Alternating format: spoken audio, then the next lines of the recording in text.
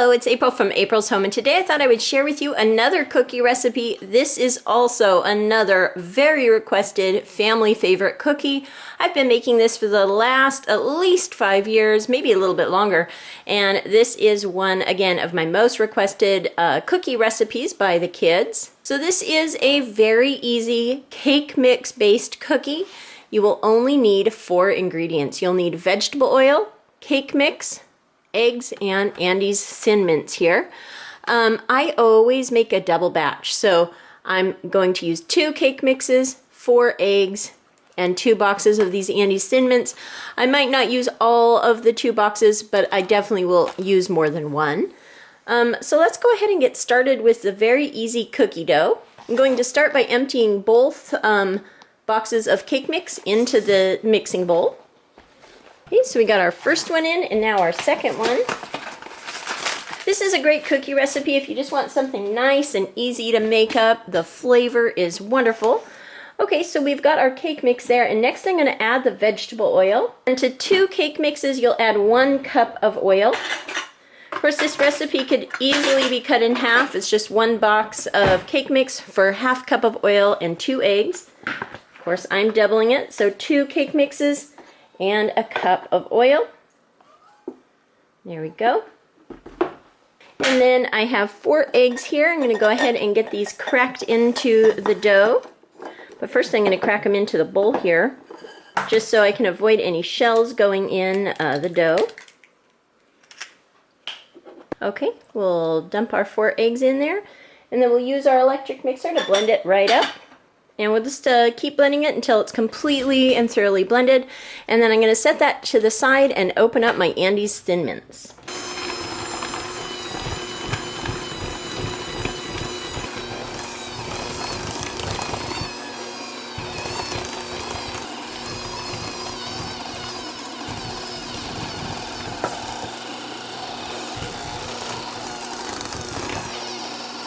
You'll want to be sure that you've gotten all the cake mix blended from the bottom and the sides, just like with any dough. And there you have it. So I'm going to go ahead and make sure that's all the way mixed through. And then also I'm going to go ahead and open up and unwrap a box and a half of these Andy's Thin Mints and get these in a bowl, so they'll be ready to go when I bake the cookies. So what I'm also going to do is get a parchment lined baking sheet, and I'll come back and show you how I get those on the baking sheet. We're going to bake those first before we add the Andy's Thin Mint. The Andy's Thin Mint will then go on the warm baked cookie and set up for 5 minutes while it kind of melts, and then we'll use the back of a spoon to spread the melted chocolate out, and it will create sort of like a frosting topping for the cookie. So I'll go ahead and come back when these are all unwrapped and get these on a baking sheet and show you the next step. Okay, so we're all ready to get these cookies going. I've got my Andy's Thin Mints unwrapped and set aside in a bowl. I'm going to take my dough here. I've lined a baking sheet with parchment paper.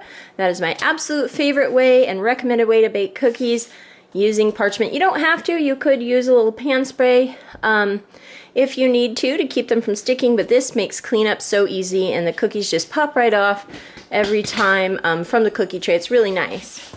So I'm going to take a little scoop here, kind of roll it into a little bit of a ball, about like that. Just a really loose, basic ball-shaped cookie. And I'm going to line them up all over the tray here, just like so.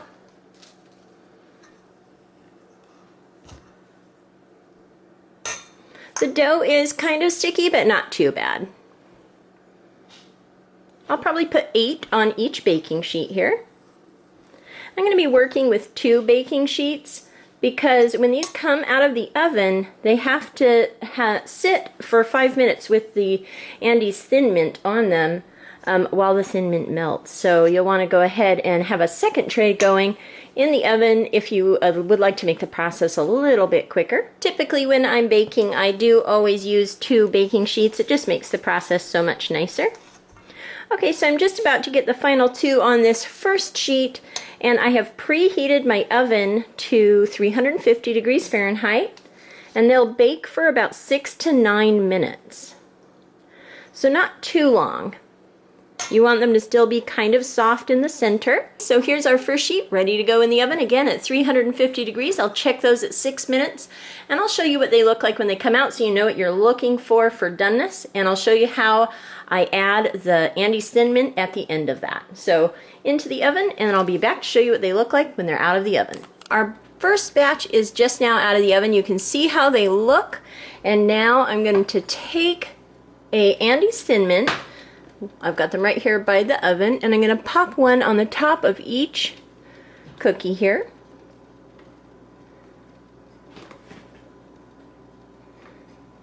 Just like so. And then what I like to do is give each one just the tiniest little tap. I don't want to deflate the whole cookie, but I do like it to kind of get in there just a little bit. Kind of helps it adhere to the cookie just a little bit more. You can see them already starting to melt around the edges. See the glistening chocolate there? And I'm going to set a timer for 5 minutes. And I'll come back in 5 minutes. So I have a plate here with my spoon ready to go. I'll be spreading these out with the spoon. And of course the bottom will get really chocolatey, so I like to have a plate to rest that on in between batches. So I'm going to go ahead and let these melt away, and I'll come back to show you how I frost them up. And then when they're all frosted up, I'll give them another minute on the pan here and then transfer them over to the cooling rack. Okay, so it's been 5 minutes and you can see how melted these are. I'm going to go ahead and use the back of the spoon, just kind of use the melted chocolate as a frosting and just spread it over the top here. Kind of like to scrape the spoon on the side too, so I get a lot of the chocolate off onto the cookie and not left on the spoon.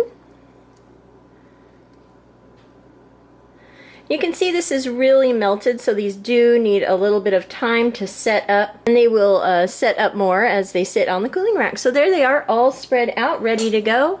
I'm going to transfer these over to the cooling rack and move on to the next batch. I'll come back to show you these when they're all baked up and when they've set up a little bit more. So here's the majority of them all baked up with their frosting still setting up, the melted chocolate Andes Thin Mints, and they look and smell absolutely delicious. This cookie definitely has an absolutely wonderful chocolatey, minty flavor. It's very rich and just a wonderful cookie to have on the holiday cookie platter, or you could just make these up to have with a cup of hot cocoa or some milk. I will probably have one of these with a cup of coffee in a little while. As soon as they're finished setting up, I'm going to go ahead and continue to let these cool and let the chocolate set up. Then I'll put them on my cookie tray and show you what they look like. So here they are all out on their tray. I chose a pretty one with a wood sliced pattern that I got at IKEA years ago. It's one of my favorite cookie trays.